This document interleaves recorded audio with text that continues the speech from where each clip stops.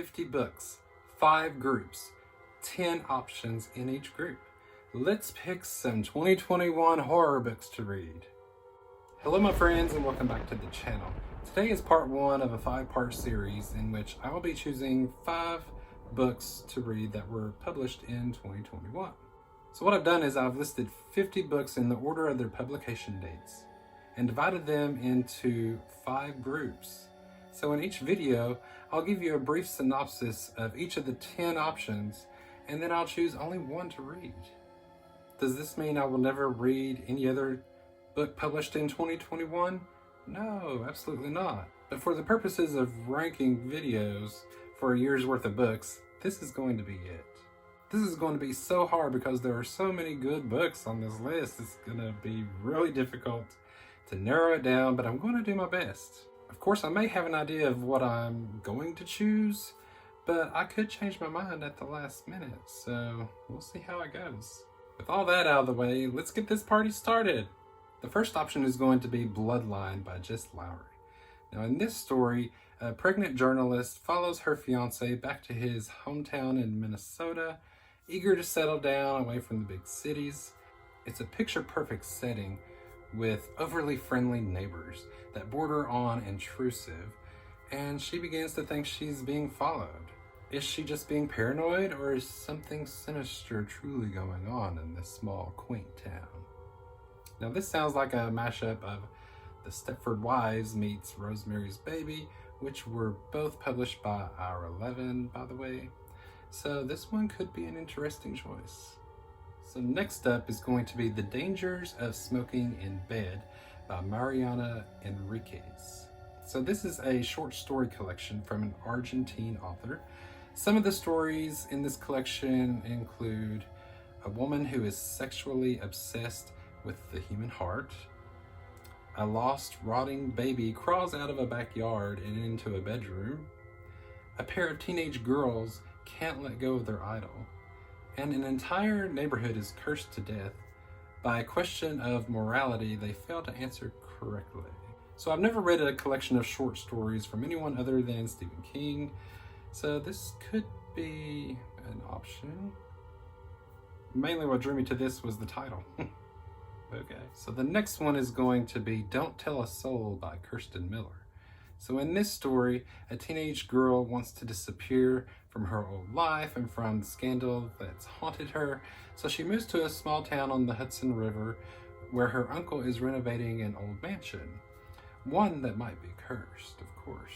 Months earlier, his wife died in a fire that people say that her daughter set, and half the house was destroyed.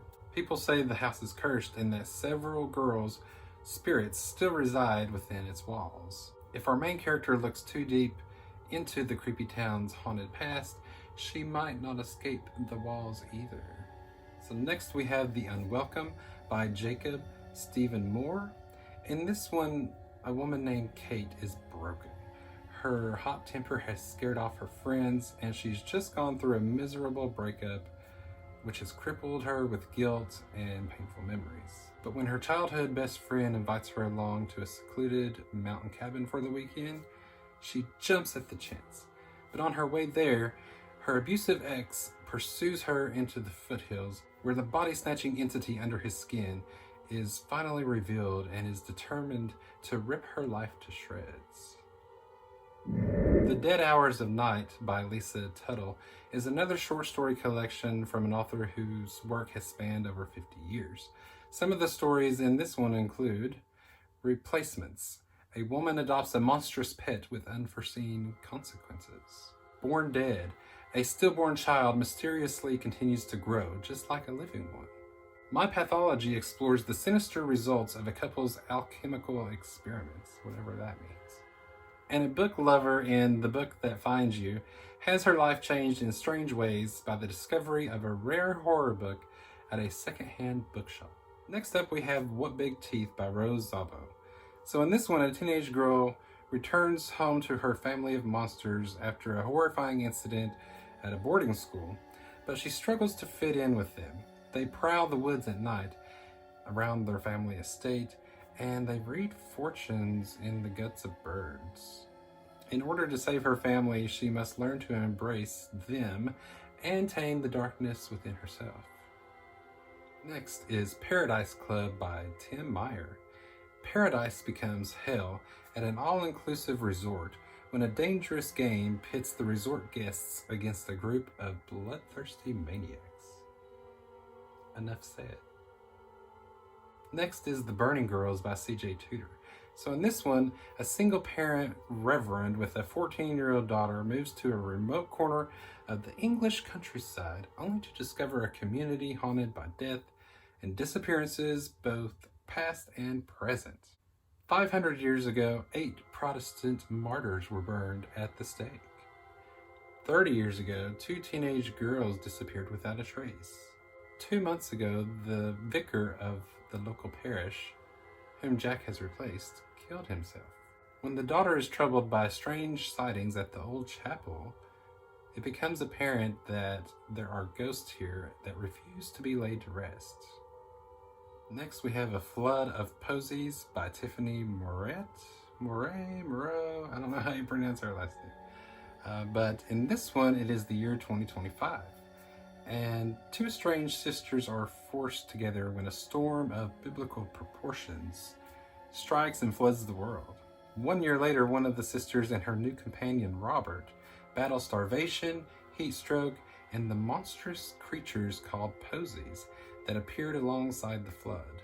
When they run across an abandoned tugboat, the truth about the flood and the monsters seems more intricately linked to the sisters' past than she may realize. And the 10th and final option for this group is going to be Shelter for the Damned by Mike Thorne. So in this one, it's about a troubled teen named Mark and his 2 best friends who find a mysterious shack in a suburban field where they can go smoke cigarettes in private. But the shack soon wants something in exchange for the shelter it provides and reveals itself to be a powerful, sentient being. So this sounds like a cosmic horror thing. So those are the 10 options for this video. I'm struggling to choose between 3 of them. That's going to be The Unwelcome, Shelter for the Damned, and Paradise Club. They all 3 sound really good and right up my alley.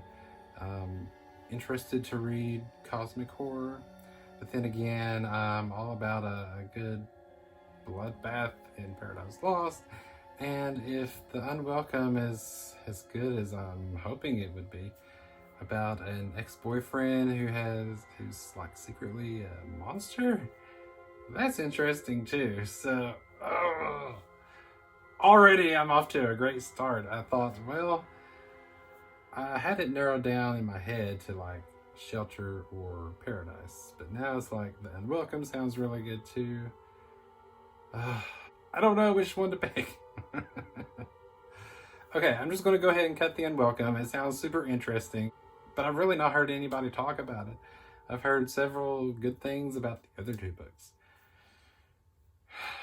Man, I kind of want to go Shelter, but my inkling is to go for Paradise Club. So let's just go with that. Paradise Club by Tim Meyer. That's the first book of the 2021 books that I'm going to read. So there we have it. See, I thought I was going to go with Shelter for the Damned, but you just never know. I mean, there are so many good books.